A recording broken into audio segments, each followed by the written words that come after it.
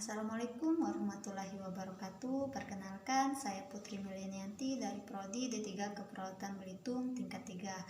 Nah, di sini saya akan menjelaskan bagaimana cara penatalaksanaan shock hipovolemik. Nah, sebelumnya, apa itu shock hipovolemik? Shock hipovolemik merupakan shock yang terjadi akibat berkurangnya volume plasma di intravaskuler.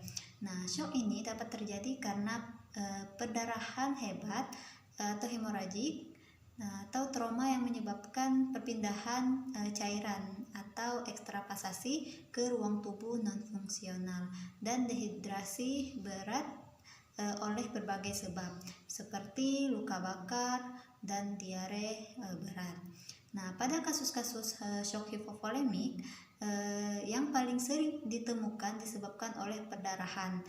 Nah, sehingga shock hipovolemik dikenal juga dengan shock hemoragik.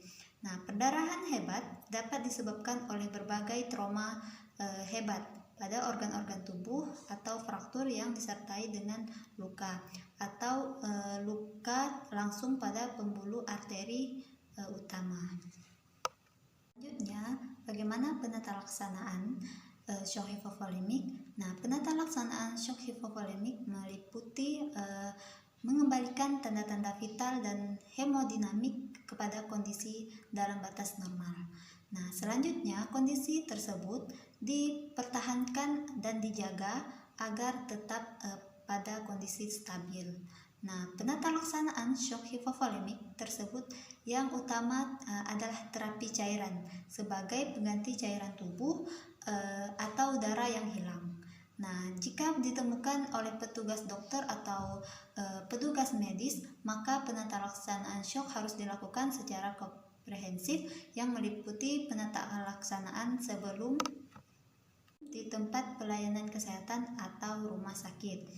Nah, penatalaksanaan sebelum di tempat pelayanan kesehatan harus memperhatikan prinsip-prinsip tahapan resusitasi.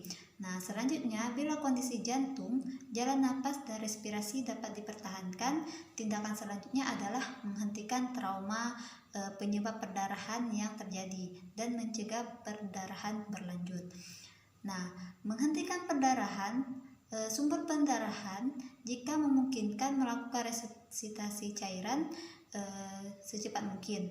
Nah, selanjutnya dibawa ke tempat pelayanan kesehatan, dan yang perlu diperhatikan juga adalah teknik mobilisasi dan pemantauan selama perjalanan.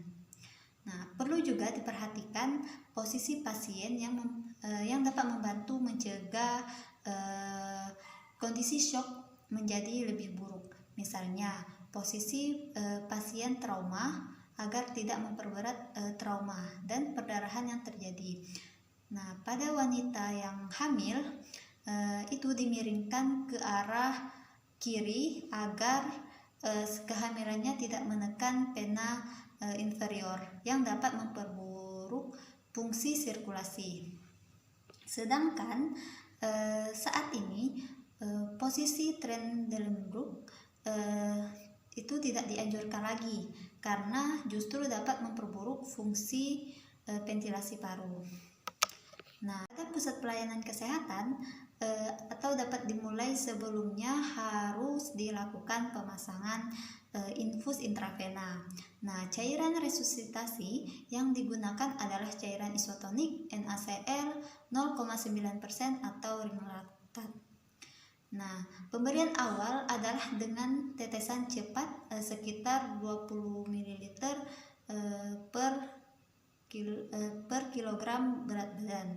Nah, pada anak atau sekitar 1-2 liter pada orang dewasa. Nah, pemberian cairan terus dilanjutkan bersamaan dengan pemantauan tanda vital dan hemodinamiknya. Nah, jika terdapat perbaikan hemodinamik, maka pemberian kristaloid terus dilanjutkan. Pemberian cairan kristaloid sekitar 5 kali lipat perkiraan volume darah yang hilang dalam waktu 1 jam. Karena distribusi cairan koloid lebih cepat berpindah dari intravaskuler ke ruang interstisial. Nah, jika tidak terjadi perbaikan hemodinamik, maka pilihannya adalah dengan pemberian koloid dan dipersiapkan pemberian darah segera atau transfusi darah. Mungkin itu saja video penjelasan mengenai penata laksanaan shock hipovolemik. Nah, jika terdapat kesalahan saya mohon maaf. Wabillahi taufiq wal hidayah. Wassalamualaikum warahmatullahi wabarakatuh.